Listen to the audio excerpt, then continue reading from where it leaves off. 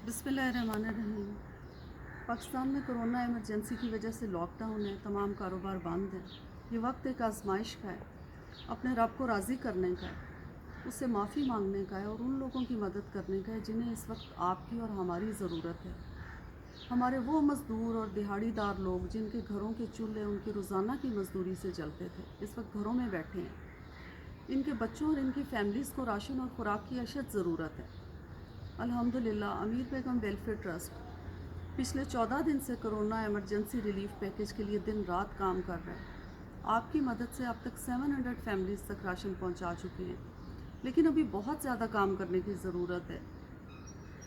मैं समझती हूँ ये वक्त बहसीयत एक कौम इकट्ठे होकर काम करने का है। पाकिस्तानी कौम एक बाशऊर और दर्द दिल रखने वाली कौम है।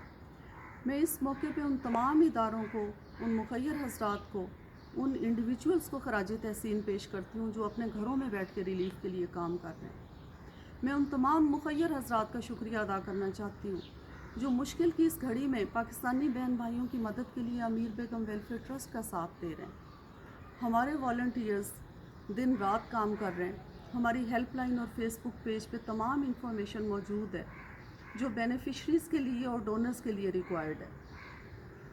मेरा पैगाम है उन साहिब सरवत बहन भाइयों के लिए जिन्हें अल्लाह करीम ने बेशुमार नेमतों से नवाजा है कि अपना और अपने प्यारों का बहुत ज़्यादा ख्याल रखें, अपने हाथों को बार बार धोएं, सोशल डिस्टेंस करें और प्लीज़ अपने आप को घरों में बंद कर लें।